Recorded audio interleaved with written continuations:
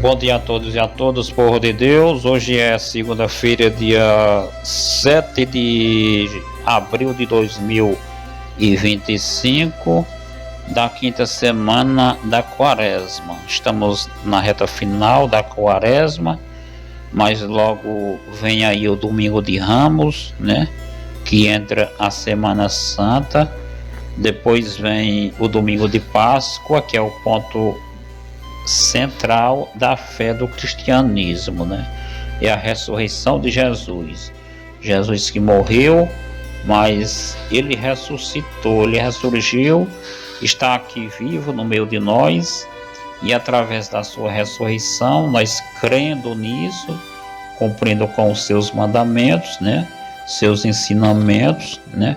Sobretudo as três vias de acesso a uma preparação melhor para a Páscoa de Jesus, né? As três atitudes religiosas: oração, esmola e jejum. A gente praticando isso com amor, então estaremos nos preparando melhor para este momento, né? Oração, que é o modo de nós falarmos com Deus. O jejum, o modo de nós colocar freio, colocar respeito do nosso corpo e também sentir na pele um pouco daquilo que as pessoas que não têm condição de ter aquilo que a gente tem e que a gente é viciado, sentir o que elas passam todos os dias, né? Pelo menos um dia ou algumas horas, a gente saber o que é que elas passam todos os dias, né? É bem diferente, porque a gente no outro dia vai, depois do jejum, vai comer aquela coisa, vai voltar a praticar aquela coisa que a gente é viciado, e aquela pessoa não tem aquilo ali, né? Ela vai continuar do mesmo jeito, com o mesmo jejum, porque não tem condição de ter aquilo, né? A caridade é um modo de nós amar os irmãos e irmãs, né? Foi isso que Jesus ensinou. Quem quiser entrar no céu, está no capítulo 25 de São Mateus, né? Na sua volta, no julgamento final, ele vai dizer porque é que umas pessoas irão para o céu e outras irão para a perdição eterna, né? Quem vai para o céu são aquelas pessoas que ajudaram, que serviram os necessitados, as pessoas carentes, né? Então, quem não serviu nada, não ajudou nada a ninguém, esses não verão a face de Deus. Então, o conselho está sendo dado, né? Segundo o Evangelho de hoje, que está no livro de João, no capítulo 8, e dos versículos de 12 a 20, Jesus diz que ele é a luz do mundo, né? Em outras palavras, em outros trechos das Escrituras, Jesus vai dizer que nós somos o sal e a luz do mundo, né? O sal porque dá o gosto, né? E não o desgosto. Nós devemos dar gosto às pessoas. O sal já pensou onde comer sem sal, um feijão sem sal, uma carne sem sal, fica sem gosto, né? E antes da geladeira também, a gente conservava os alimentos com o sal, a carne, por exemplo, né? Quando a gente matava um bicho, a gente colocava o sal e colocava aquela carne no sol para conservar, né? E a luz do mundo, né? A luz, porque a luz deve clarear as pessoas, né? Existem pessoas em nossas casas que servem como luz para as outras pessoas, como também na comunidade existem pessoas assim, na igreja, né? E tem pessoas que não, aquilo que recebeu de Deus, elas escondem, elas colocam debaixo da vasilha, né? Como se fosse uma lâmpada debaixo de uma vasilha. Então, o que nós recebemos de Deus, os dons, os talentos, nós devemos levar em prática. Então, isso é iluminar as pessoas, começando de dentro de nossas casas. A gente não pode ficar com vergonha e esconder aquilo que a gente recebeu de Deus para repassar para as outras pessoas. Ou seja, clarear, iluminar, colocar essa lâmpada em cima, na parede, no teto da casa, para iluminar a casa toda, né? Em cima do poste para iluminar a rua, né? E não ficar escondido, ou seja, com vergonha de repassar para as outras pessoas, né? Em outras passagens das escrituras vai falar nisso aí, Jesus fala nisso, né? Então vamos para o evangelho do dia, para não ficar muito comprido aqui, né? Onde Jesus diz: eu sou a luz do mundo. Proclamação do evangelho de Jesus Cristo segundo João, glória a vós, Senhor.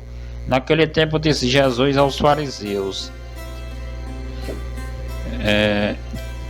eu sou a luz do mundo, quem me segue não andará nas trevas, mas terá a luz da vida. Então os fariseus disseram: o teu testemunho não vale, porque estás dando testemunho de ti mesmo. Jesus respondeu: ainda que eu dê testemunho de mim mesmo, o meu testemunho é válido, porque sei de onde venho e para onde vou. Mas vós não sabeis de onde venho, nem para onde vou. Vós julgais segundo a carne. Eu não julgo ninguém. E se eu julgo, o meu julgamento é verdadeiro, porque não estou só, mas comigo está o Pai que me enviou. Na vossa lei está escrito que o testemunho de duas pessoas é verdadeiro. Ora, eu dou testemunho de mim mesmo, e também o Pai que me enviou dá testemunho de mim. Perguntaram então: onde está o teu Pai? Jesus respondeu: vós não conheceis nem a mim, nem o meu Pai. Se me conhecesseis, conheceríeis também o meu Pai. Jesus disse estas coisas enquanto estava ensinando no templo perto da sala do tesouro, e ninguém o prendeu, porque a hora dele ainda não havia chegado. Palavra da salvação, glória a vós, Senhor. Pois bem, no meditando a palavra, né, comentando um pouco sobre o evangelho, nós estamos na semana onde aumenta mais a pressão dos fariseus e mestres da lei contra Jesus, porque eles não aceitam Jesus. Eles irão matar Jesus logo mais na Semana Santa. Então, de uma forma ou de outra, eles caçam meios de condenar Jesus, né? Já que Jesus é o enviado de Deus, é um rei diferente que nasceu pobre, veio para os pobres, e eles não queriam que isso acontecesse, né? Eles queriam um rei poderoso, um rei como os reis deste mundo, né? Que tem a sua própria defesa, tem a riqueza, tem as armas de guerra, tem o poder, e não um rei pobre que veio para os pobres, para os pecadores, né?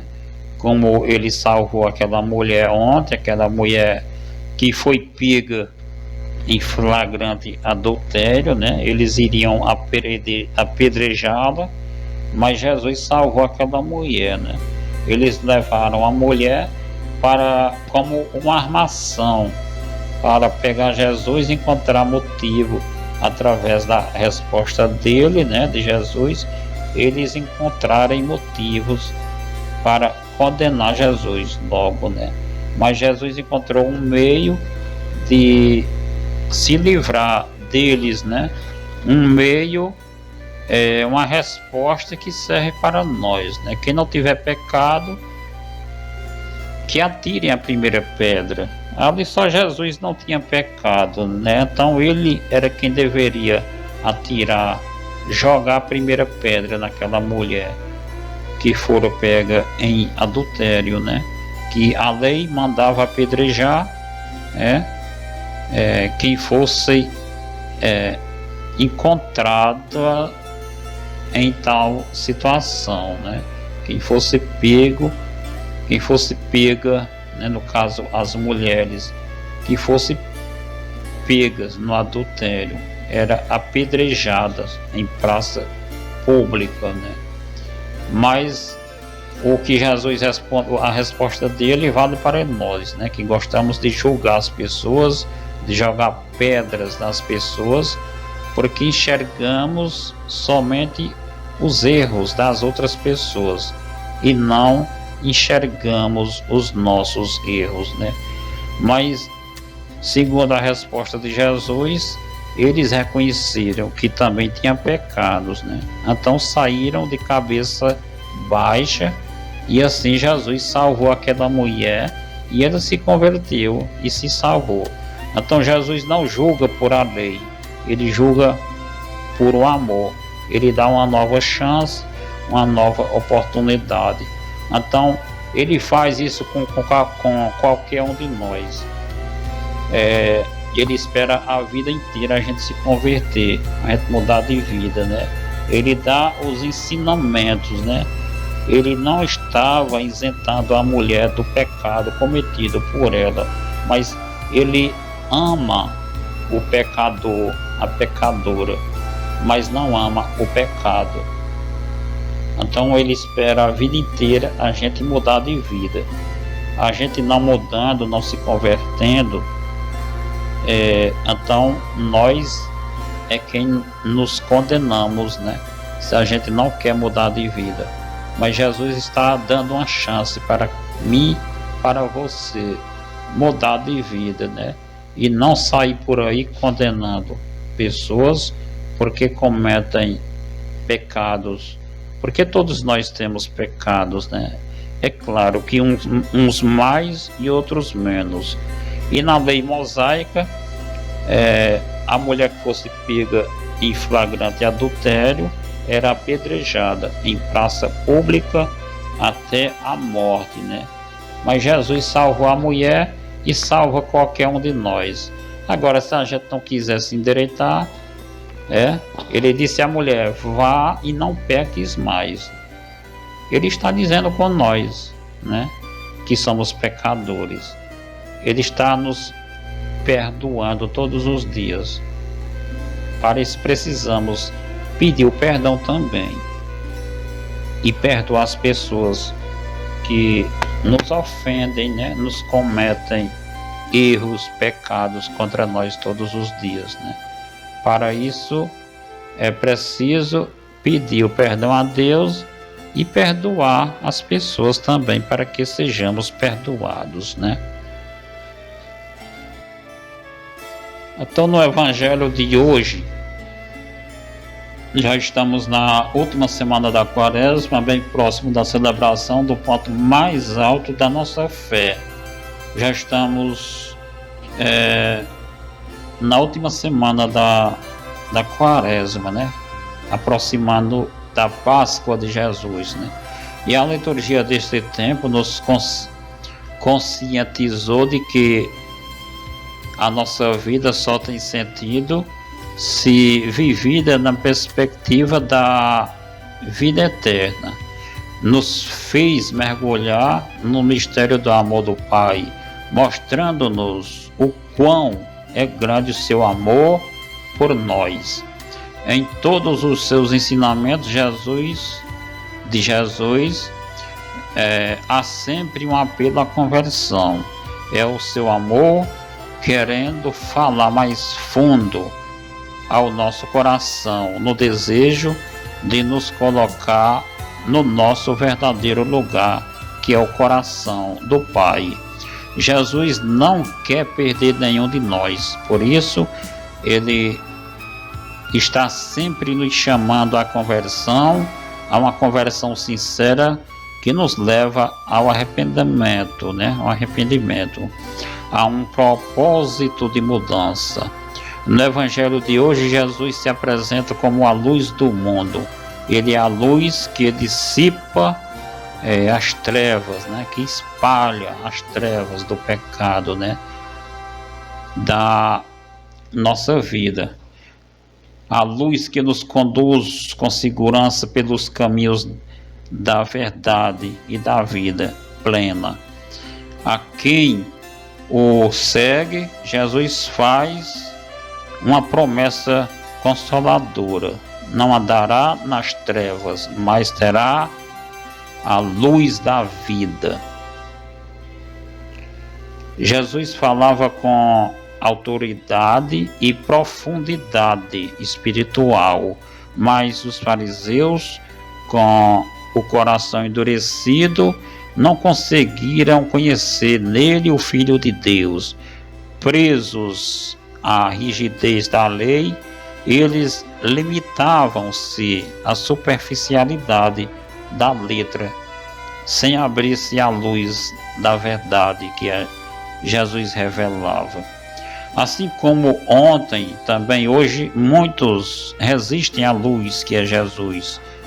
Preferem manter-se nas sombras da ignorância, do orgulho e da autossuficiência, recusando-se a acolher a verdade que liberta. A luz de Jesus incomoda quem quer manter-se às sombras, pois ela revela o que está escondido, desmascarando a hipocrisia de muitos. Mas Jesus não julga segundo os critérios humanos. Ele vê o coração, conhece as intenções de cada um e com a sua luz nos aponta novos horizontes, né? Um novo modo de ver e de viver, né? Sua presença ilumina a nossa história, ajuda-nos a discernir o que é verdadeiro e a escolher caminhos que nos conduzem a uma vida além dessa. Seguir Jesus e aproximar-se desta luz é tornar-se reflexo dele no mundo, sendo sinal de sua presença amorosa aqui na terra. Acolhamos essa luz, deixando que ela clareie nossa vida, nos transforme por inteiro. Como espelhos da luz de Jesus, sejamos também nós instrumentos de esperança no meio em que vivemos, iluminando o caminho daqueles que ainda andam nas trevas do abandono, da dor e da desesperança. Desejo tudo de bom para vocês, uma ótima segunda-feira, tudo de bom. Uma ótima semana, paz e bem. Eu sou Givaldo Raimundo de Almeida, aqui de Carnaíba. Que tenhamos uma ótima semana, né? E tudo de bom. Até a próxima, se Deus quiser. Tchau.